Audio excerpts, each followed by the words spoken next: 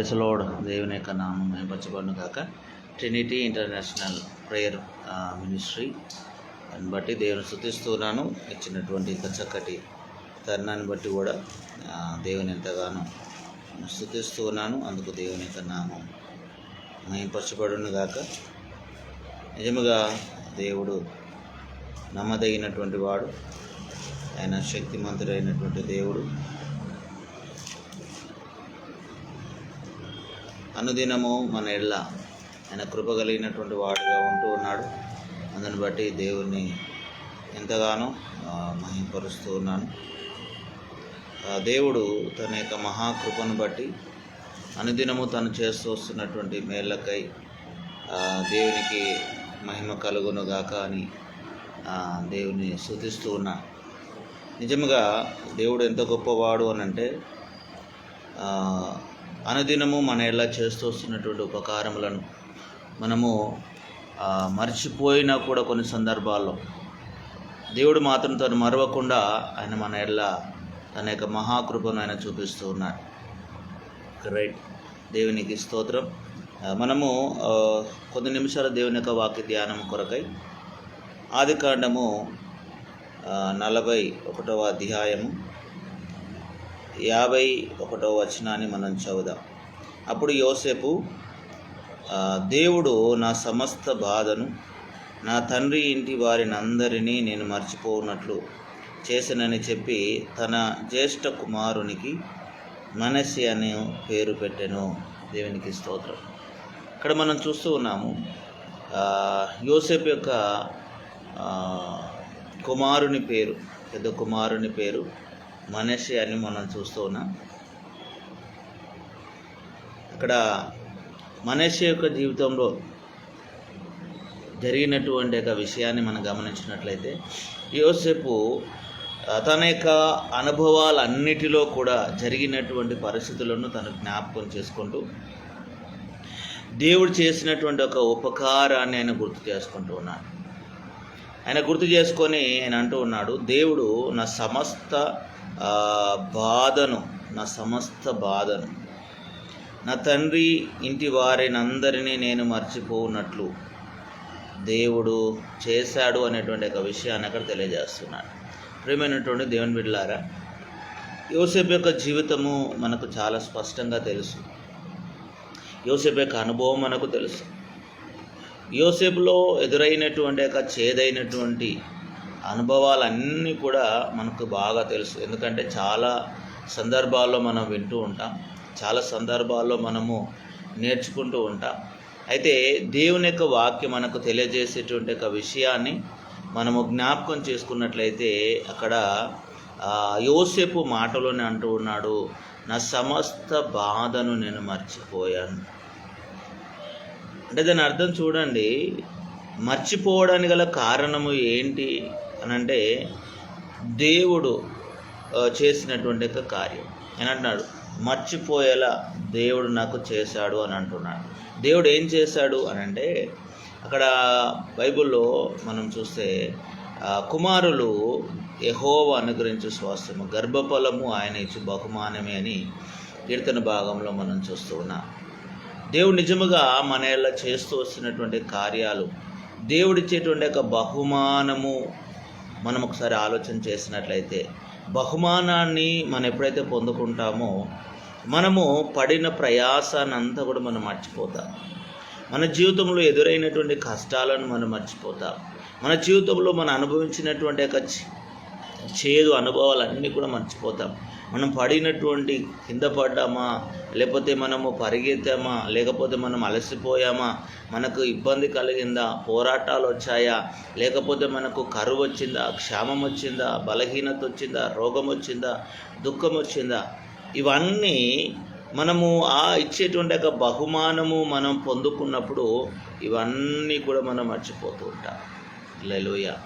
దేవుడు చేసేటువంటి ఒక కార్యము అంత గొప్పగా ఉంటుంది. ప్రియమైనటువంటి దేవుని బిడ్డలారా, అందుకనే ఇక్కడ యోసేపు అంటూ ఉన్నాడు, నేను నా తండ్రి ఇంటిని నేను మరచితిని, వారందరిని నేను మర్చిపోనట్లుగా దేవుడు నా జీవితంలో ఈ కార్యము చేశాడు అనేటువంటి ఒక విషయాన్ని అని చెప్తూ ఉన్నాడు. అయితే పౌలు భక్తుడు కూడా ఒక విషయాన్ని మనకు తెలియజేస్తున్నాడు. ఫిలిప్పీ పత్రిక 3వ అధ్యాయంలో అక్కడ 13వ వచనము 14వ వచనము అక్కడ ఈ విధంగా మాట్లాడుతున్నాడు. సహోదరులారా, నేను ఇదివరకే పట్టుకొని ఉన్నానని తలంచుకొనను. అయితే ఒకటి చేయుచున్నాను, వెనుకున్నవి మరచి ముందున్న వాటి కొరకై వేగిరపడుచు క్రీస్తు యేసునందు దేవుని ఉన్నతమైన పిలుపునకు కలుగు బహుమానమును పొందవలనని గురి యొద్దకే పరిగెత్తుచున్నాను. హల్లెలూయా. అంటే గమనించండి, ఇక్కడ పౌలు భక్తుడు తెలియజేస్తున్నాడు, అయ్యా నేను ఇదివరకే పట్టుకున్నానని నేను అనుకోవట్లేదు, ఇదివరకే నాకు దొరికిందని నేను అనుకోవట్లేదు. ఒకటి నేను చేస్తున్నాను. ఏంటా చేస్తున్నానంటే వెనుకున్నవి మరచిపోతున్నాను. ప్రియమైన దేవుని బిడ్డలారా, చూడండి, మనము వెనుకున్నవి మర్చిపోయినప్పుడు మాత్రమే మనము ముందుకు సులువుగా వెళ్ళగలుగుతాం. లేకపోతే మనకు వెనుకున్నవి అంటే మనము మన యొక్క గతాన్ని, లేకపోతే మన యొక్క జీవితంలో మనకు ఎదురైనటువంటి ఆ యొక్క సమస్యలను, లేకపోతే ఎవరో ఏదో అన్నారని, లేకపోతే ఎవరో ఏదో చేశారు అనేటువంటి ఒక విషయాన్ని మనము జ్ఞాపకం చేసుకుంటూ దాని గురించి ఆలోచన చేస్తున్నట్లయితే మనము ముందుకు వెళ్ళాలి. మనము ప్రస్తుతంలో కంటే కూడా మనము గతంలోనే ఎక్కువ గడుపుతూ ఉంటాం.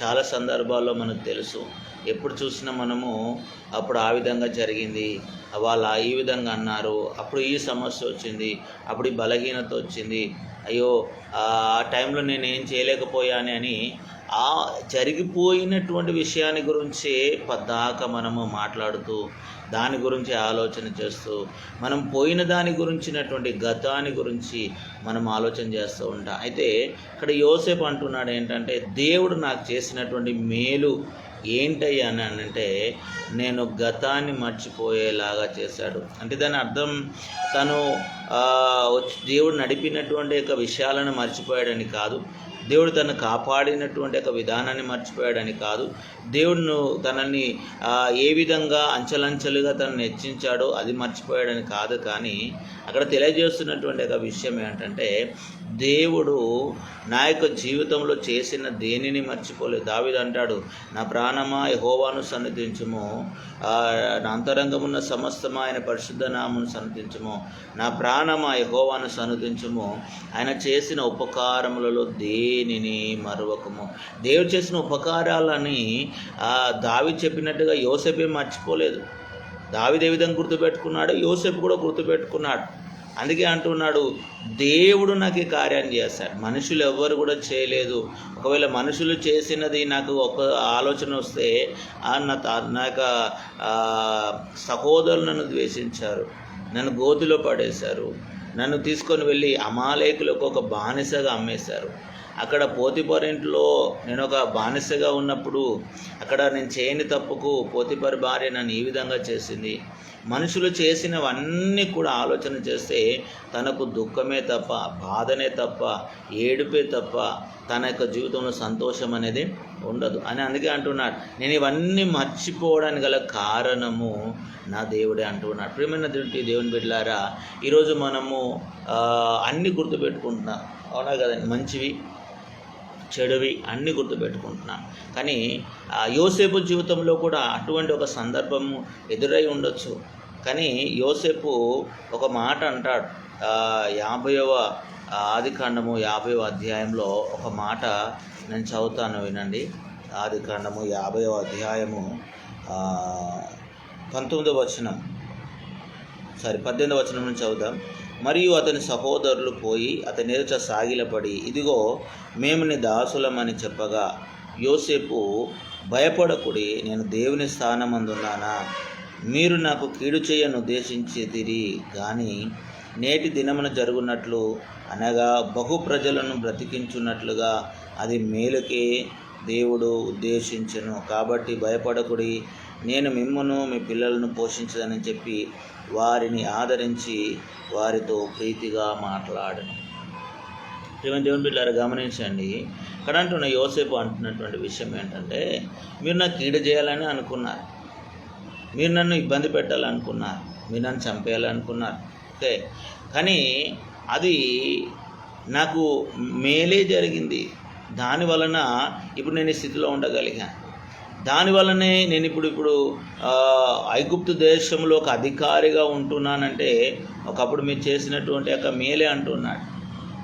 నేటి దినంన జరగాలి అంటే ఈ విధంగా నేను ఈ స్థితిలోనికి రావాలి అని అంటే దానికి కారణము ఇదిగో మీరు ఈ విధంగా చేయడాన్ని బట్టే, గడిచిన కాలంలో నాకు ఎదురైనటువంటి ఒక అనుభవాన్ని బట్టే, నాకు వచ్చినటువంటి బాధను బట్టి, మీరు పెట్టిన ఇబ్బందిని బట్టే నేను ఈ స్థితిలో ఉండగలిగాను. అక్కడ ఏమంటాడు అంటే మనము యోసేపు యొక్క జీవిత చరిత్రను మొత్తం చదివినప్పుడు యెహోవా అతనికి తోడై ఉండెను గనక అని మనం చదువుతాం. హల్లెలూయా. మనుషులు ఎవ్వరు కూడా తనకు తోడుగా లేరండి. ఎవరు తోడుగా ఉన్నారు అంటే దేవుడే తనకు తోడుగా ఉన్నారు. ప్రియమైన దేవుని బిడ్డలారా, మన యొక్క జీవిత అనుభవంలో కూడా మనకు ఎవ్వరు తోడుగా ఉండకపోవచ్చు. మన వాళ్ళే మనల్ని కాదనుకోవచ్చు, మన వాళ్ళే మనల్ని వ్యతిరేకులుగా మారచ్చు. మనకు చేదైన అనుభవాలు తీసుకొచ్చింది మనం అధికంగా నమ్మిన వాళ్ళే కావచ్చు, మన రక్త సంబంధికులే కావచ్చు, లేకపోతే మన యొక్క సేవకులే కావచ్చు, విశ్వాసులే కావచ్చు, బంధువులే కావచ్చు, లోకమే కావచ్చు. ఎవరు ఏదైనా కూడా, ఎవరు ఏది తెచ్చినా కూడా మనం భయపడాల్సినటువంటి అవసరం లేదు. అందుకే యేసుప్రభు వారు ఒక మాట అంటారు, యోహాను సువార్త 16:33 అంటాడు, ఇదిగో లోకములో మీకు శ్రమ కలుగును, అయినను ధైర్యము తెచ్చుకునుడి. ఎందుకు ఆ మాట అంటున్నాడంటే ఇదిగో నేను లోకమును జయించి ఉన్నాను. హల్లెలూయా. దేవుడు లోకమును జయించిన వాడుగా ఉన్నాడు. అయితే మనము కూడా వాటిని, లోకమును అనగా మనకున్నటువంటి యొక్క పరిస్థితులను, మనతో ఉన్నటువంటి యొక్క సహోదరి సహోదరులను మనం అన్నీ కూడా జయించాలి. లోకమును జయించాలి అంటే లోకములో ఉన్నవారిని మనం జయించాలి. ఏ విధంగా? మనం యుద్ధము చేసో, లేకపోతే పోరాడో, లేకపోతే ఇంకేదైనా చేసో మనం వాళ్ళని జయించాలని కాదు. ఏ విధంగా మనం జయించాలి? లోకంలో ఉన్న వాటిని ఏ విధంగా జయించాలి అంటే అదే యోహాను భక్తుడు మొదటి యోహాను పత్రిక మనం 5వ అధ్యాయంలో కనుక చదివినట్లయితే అక్కడ మాట అంటాడు, లోకమును జయించిన విజయము మన విశ్వాసమే. మనము లోకమును జయించాలి, లోకంలో ఉన్న వాటిని జయించాలి అంటే మనం విశ్వాసము కలిగి ఉండాలి. ఎవరి మీద? దేవుని మీద మనం విశ్వాసము కలిగి ఉండాలి. మనము మనుషుల మీద కాదు అని మన విశ్వాసం. ఒకవేళ యోసేపు మనుషుల మీదనే విశ్వాసం పెట్టుకుంటే, మనుషుల మీద నమ్మకం పెట్టుకుంటే ఆయన ఎప్పుడూ చనిపోయేవాడు. తన జీవితంలో ఎదురైనటువంటి అనుభవాలను బట్టి తన జీవితాన్ని ముగించుకునేవాడే. కానీ యోసేపు ఆ విధంగా చేయలేదు. యోసేపు ఏం చేశాడు మరి అంటే, యోసేపు దేవుని యందు విశ్వాసం ఉంచాడు. అందుకనే యోసేపుకు తోడుగా కూడా ఎవరు ఉన్నారు? యోసేపుకు తోడుగా కూడా దేవుడే ఉన్నాడు. ఆ విధంగా దేవుడు తోడుగా ఉన్నాడు, దేవుని ఆయన విశ్వాసం కలిగి ఉన్నాడు. కాబట్టి ఆయన ధైర్యంగా చెప్పగలుగుతున్నాడు, నేటి దినమున ఇది జరగాలి అంటే ఆ రోజు నేను కష్టం అనుభవించాల్సిందే. హల్లెలూయా, ప్రైజ్ లార్డ్. దేవుడు యొక్క సన్నిధిలో యోబు భక్తుడు ఒక మాట అంటాడు, ఏంటమ్మా నేను చచ్చినను నేను దేవుని కొరకే నేను కనిపెట్టేదని అంటాడు. ఎందుకు అంత నమ్మకం అంటే తనకు తెలుసు. ఆయన ఒక ఉపమానం చెప్తూ ఉంటాడు, ఒక ఉదాహరణ చెప్తూ ఉంటాడు. ఒక వృక్షమైన ఎడల దానికి ఒక నిరీక్షణ ఉంటుంది. దాన్ని నరికివేసినా కూడా అది మరలా చిగురించును. ఒకవేళ దాని మొద్దు అది చీకిపోయినప్పటికీ నీటి వాసన ద్వారా అది మరలా చిగురించును అంటాడు. ఎలాంటి పరిస్థితుల్లోనైనా కూడా దేవుని యందు మనం విశ్వాసం ఉంచినట్లయితే, పాడైపోయిన స్థితిలో మనం ఉన్నా కానీ కూడా మన జీవితంలో ఆయన బాగు చేయగలిగినటువంటి వాడుగా ఉన్నాడు. గతాన్ని మనం గుర్తుపెట్టుకోవద్దు పిల్లలు. మనం చూడండి, లాజరు యొక్క జీవితాన్ని చూడండి, తను గతాన్ని గుర్తుపెట్టుకోవట్లేదు. ఆయన ఏమంటున్నాడు? లాజరు యొక్క జీవితాన్ని మనం ఆలోచన చేసినట్లయితే, మరియ మార్తల యొక్క జీవితాన్ని మనం ఆలోచన చేసినట్లయితే అక్కడ మనకు అర్థమవుతుంది, అయ్యో ప్రభా, నువ్వు వస్తే నాకు సహోదరుడు చనిపోకపోతుండే కదా అనే ఒక మాట వాళ్ళు అంటూ ఉన్నప్పటికీ యేసుప్రభు వారు ఒక మాట అంటాడు, అమ్మా నువ్వు విశ్వాసం ఉంచినట్లయితే నేను పునరుత్థానమును జీవమును నేనే అంటే ఆమె ఒక మాట అంటది. అవును ప్రభు, అంత్య దినములు ఏ విధంగా జరుగుతుంది అక్కడ అంటాడు, నువ్వు నమ్మితే దేవుని యొక్క మహిమను చూస్తావు. ఎప్పుడు నమ్మాలి?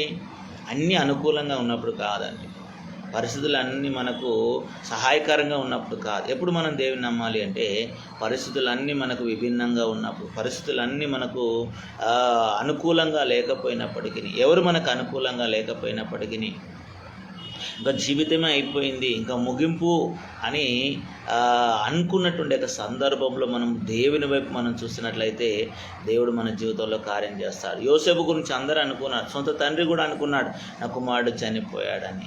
సహోదరులు అనుకున్నాడు వీడి పీడ విరిగిపోయింది, ఇంకా మరలా వీడు రాడు, ఇంకా మనం వాని ముఖాన్ని చూడాల్సిన అవసరం మనకు లేదు, మన వాడు కూడా మరలా రాలేడు, ఎందుకంటే వాడు బానిస అయిపోయాడు, వాడు ఇంకా స్వతంత్రుడు కాడు, వాడు ఇంకా వాని కలలు పాడైపోయాయి, వాని దర్శనాలు పోయాయి, వాని పిలుపు పోయింది అని చెప్పి ఒకవేళ చాలా రకాలుగా అనుకోవచ్చు. కానీ యోసేపు యొక్క జీవితంలో దేవుడు చేసిన అద్భుతము చూడండి. ఆయన అంటున్నాడు నేను అన్నీ మర్చిపోతూ ఉన్నాను. హల్లెలూయా. పౌలు భక్తుడు కూడా అంటున్నాడు నేను వెనుకున్నవన్నీ కూడా మర్చిపోతున్నాను, నా యొక్క పొజిషన్ మర్చిపోతున్నాను, నాకు వచ్చినటువంటి బాధలు మర్చిపోతున్నాను, నాకు వచ్చినటువంటి యొక్క ఇబ్బందులు మర్చిపోతున్నాను. ఇవన్నీ నేను చేయడానికి గల కారణము ఏంటి అని గనక మనము పౌలు భక్తుని గనక మనం అడిగినట్లయితే ఆయన చెప్తాడు. ఏమంటాడు అంటే ఈ కొద్ది కాలము నేను అనుభవించేటువంటి ఒక శ్రమ, ఈ బాధలు ఏవైతే ఉన్నాయో అవి తాత్కాలికమైనటువంటిది, శాశ్వతమైనది ఒకటి నేను పొందుకోబోతున్నాను అని అంటాడు. హల్లెలూయా. కాబట్టి కొద్ది కాలం మనం శ్రమ అనుభవించిన తరువాత మనము పొందుకునేటువంటి ఒక మేలు కూడా ఉంది ప్రియులారా. ఆ మేలు మనం పొందుకోవాలి అని అంటే మన కొద్ది కాలము శ్రమ అనుభవించాల్సినటువంటి ఒక వారముగా ఉన్నాము. అందుకే పౌలు భక్తుడు 2 కొరింథీ రాసిన పత్రిక 4వ అధ్యాయము 18వ వచనం అంటూ ఉన్నాడు, క్షణం మాత్రం ఉండు మా చులకని శ్రమ మా కొరకు అంతకంతకు ఎక్కువగా నిత్యమైన మహిమ భారమును కలగ చేయుచున్నవి. హల్లెలూయా. చూడండి, క్షణం మాత్రమే ఉంటుంది బాధ. అంటే మనం అనుకుంటాం అయ్యో నాకు క్షణం కాదయ్యా, కొన్ని సంవత్సరాలుగా నేను బాధపడుతున్నాను, కొన్ని సంవత్సరాలుగా నేను ఇబ్బంది పడుతున్నాను, నాకు ఇందులో బయటకు వచ్చేటువంటి పరిస్థితి నాకు లేదు, నేనేం చేయాలి, నేను ప్రార్థన చేసినా దేవుడు వినట్లేదు, నా ప్రార్థనకు దేవుడు జవాబు ఇవ్వట్లేదు, నేనేం చేయాలి అని ఒకవేళ మనము అడిగే వారంగా మనం ఉంటుండొచ్చు. దేవుని దగ్గర ఉపవాసం ఉంటున్న వారుగా ఉండదు. ఉపవాసం ఉండి ప్రార్థన చేసినా ఫలితం లేదయ్యా, దేవుని దగ్గర ఎన్ని రకాలుగా నేను ఏడ్చినా కూడా ఫలితం లేదు ప్రభువా, ఏం చేయాలి అని ఒకవేళ మనం అనుకుంటూ ఉండొచ్చు. అలాంటి సందర్భంలో దేవుడు పౌలు భక్తి ద్వారా మనతో మాట్లాడుతున్నాడు. ఈ శ్రమ అంతకు దేవుడిచ్చేటువంటి ఒక నిత్యమైన మహిమను, హల్లెలూయా, దేవుడు మనకి నిత్యం, ఈ శ్రమ మనం ఏ విధంగా తీసుకెళ్తుందంటే దేవుని యొక్క నిత్యమైన మహిమను చూడండి. ఆ దేవుడు యోసేపును ఘనపరచాడు. ఏ విధంగా ఐగుప్తులో ఫరో రాజు అంతటి అధికారాన్ని, పేరుకు మాత్రమే ఫరో అధికారంలో ఉన్నాడు, రాజుగా ఉన్నాడు, కానీ సమస్త అధికారము దేవుడు యోసేపు వశము చేశాడు. హల్లెలూయా.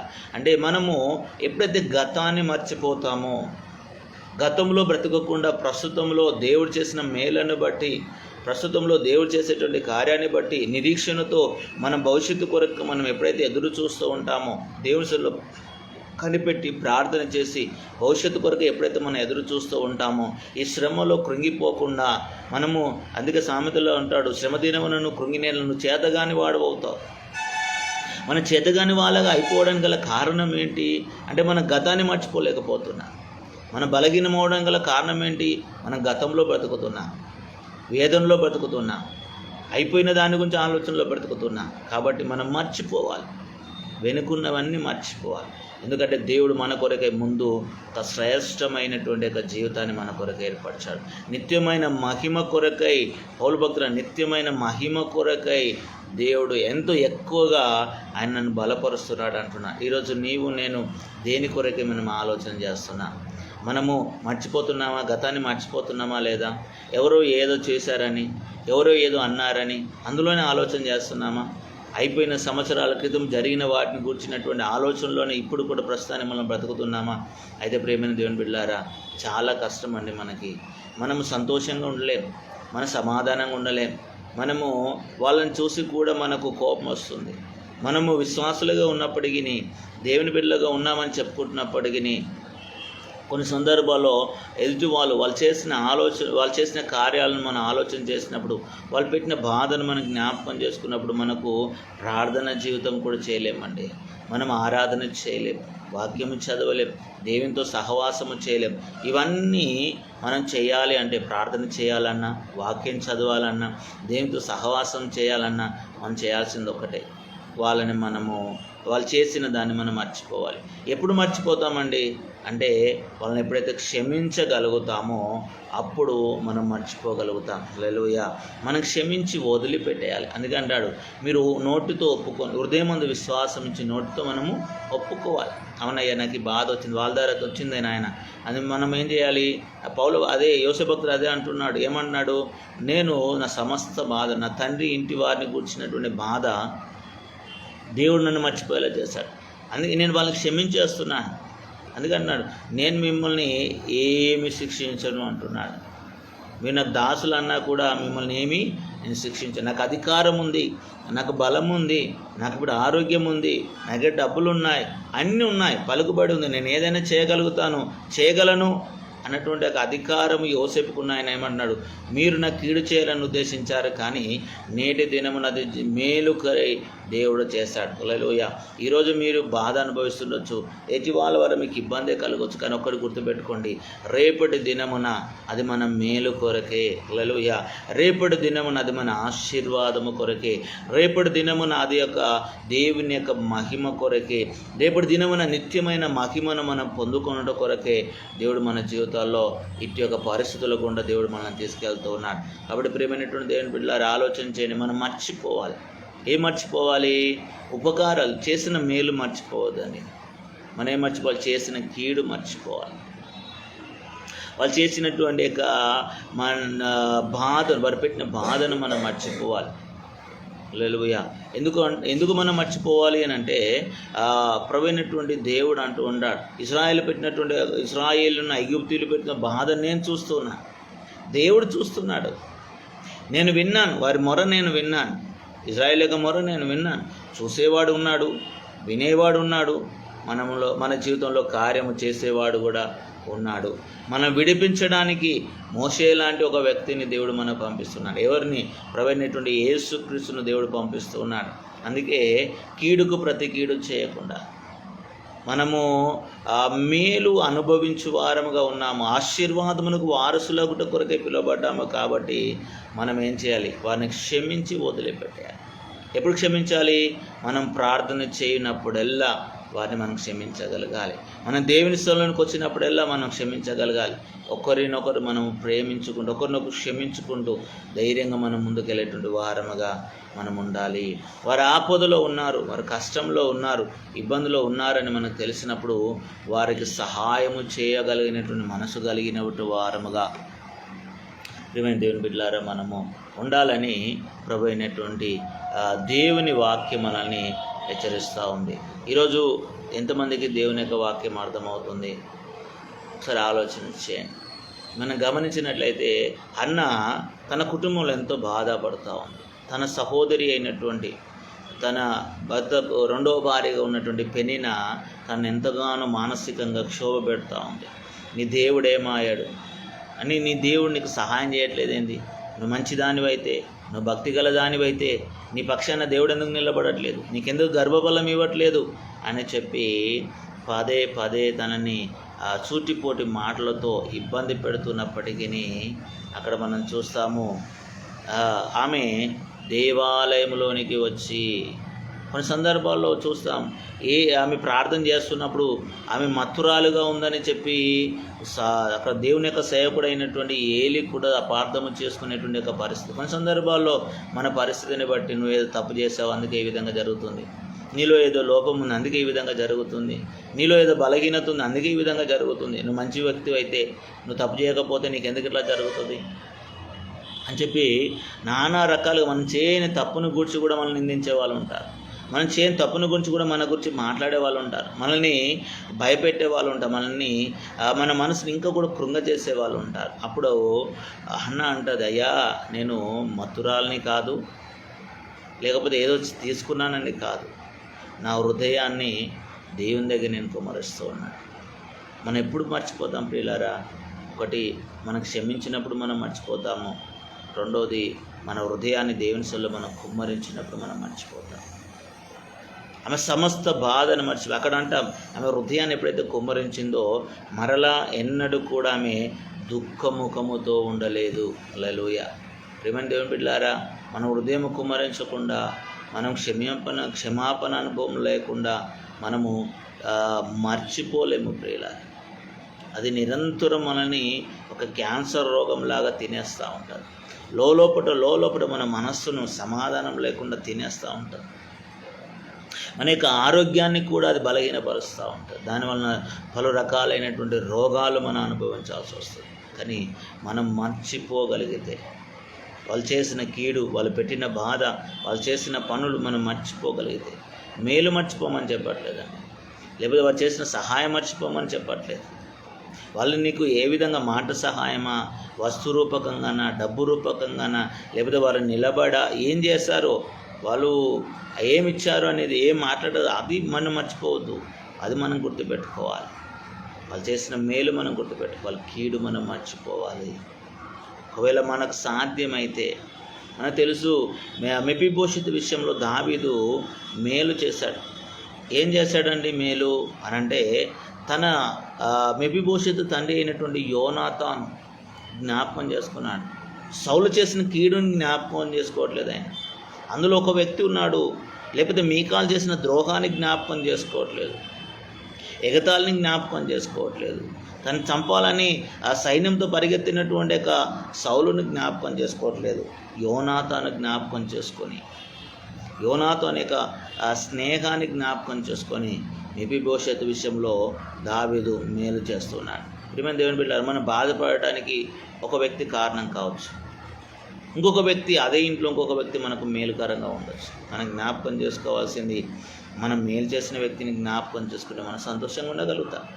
లేకపోతే ఆ వ్యక్తి, మనము మేలు చేయగలిగినటువంటి వ్యక్తి వైపు మనం చూడగలిగితే మనం సమాధానంగా ఉండగలుగుతాం. మనము ఎన్నో, లేకపోతే ఒక వ్యక్తి వలన వాళ్ళు అనే మాటలను బట్టి మనం బాధపడుతుండొచ్చు, లేకపోతే వాళ్ళలో ఉన్నటువంటి వేరే మనసు మనం ముందు సహాయం చేసినటువంటి ఒక విషయాన్ని గురించి మనం ఆలోచించి మనం సమాధానంగా ఉండొచ్చు. ఒకటి మీకు చెప్పాలనుకుంటున్నటువంటి విషయం ఏంటంటే, మనము గతాన్ని మర్చిపోవాలి. గతాన్ని మర్చిపోయినప్పుడు మాత్రమే మనం సంతోషంగా ఉండగలుగుతాం. అందుకే అంటాడు, ప్రతి భారమును సులువుగా చిక్కులబెట్టు పాపమును విడిచిపెట్టి విశ్వాసమును కర్తయు దాన్ని కొనసాగించువాడునైనా యేసు వైపు చూచుచూ మన ఎదుట ఉంచబడిన పరుగు పందెంలో మనం ఓపికతో పరిగెత్తాలి. పరిగెత్తాలి అంటే ఏం చేయాలి? మనం వెనుక్కున్నవి మర్చిపోవాలి, మన బ్యాక్గ్రౌండ్ మర్చిపోవాలి, మన స్టాండర్డ్ మర్చిపోవాలి. మనం నిరాశపడకూడదంటే మనం ముందు అనుభవించినటువంటి సుఖ సంతోషాలు మనం మర్చిపోవాలి. అప్పుడే మనము క్షేమాన్ని మనం పొందుకోగలుగుతాం. దేవుని వైపు మనం చూడగలుగుతాం, దేవునిలో మనం సంతోషించగలుగుతాం. విశ్వాసంలోను, ప్రార్థనలోను, ప్రేమలోను మనము సంతోషంగా ముందుకెళ్ళాలి అంటే మనము గతాన్ని మర్చిపోవాలి. దేవుడు చేసినటువంటి మేలును జ్ఞాపకం చేసుకోవాలి. ఈ విధంగా మనం ముందుకెళ్ళినప్పుడు దేవుడు ఖచ్చితంగా మనల్ని దీవిస్తాడు, మనల్ని ఆశీర్వదిస్తాడు.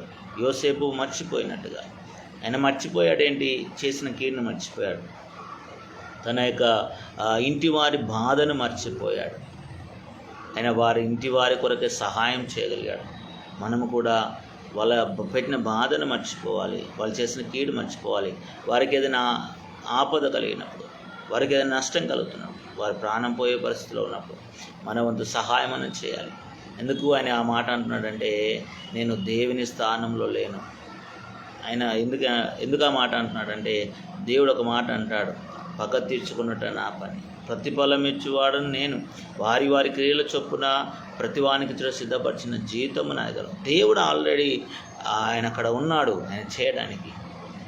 మనం కాదు, ప్రతీకారం తీర్చుకోవాల్సింది మనం కాదు, లేకపోతే మనము గొడవపడాల్సింది మనం కాదు, అవసరం వచ్చింది కదా అని పగ తీర్చుకోవడం మన పని కాదు, లేకపోతే వాళ్ళు చేసిన దానికి తగిన క్రియ చేయడం మన పని కాదు. మనం చేయాల్సింది ఒకటే, దేవుని వైపు మనం చూడాలి, దేవుని సన్నిలో మనం ఆయన వైపు చూడాలి, క్షమించి క్షమాపణతో ముందుకెళ్ళాలి. అర్థం చేసినప్పుడు నిత్యమైన దేవుని ఆశీర్వాదాలు మనం పొందుకుంటాం. దేవుడి వాక్యం ద్వారా మనల్ని అందరినీ దీవించునుగాక. దేవుడు ఇచ్చినటువంటి తరుణాన్ని బట్టి ప్రత్యేకంగా వందనాలు తెలియజేసుకుంటూ ఈ మాటలు ముగిస్తున్నాను. God bless you all. Thank you so much.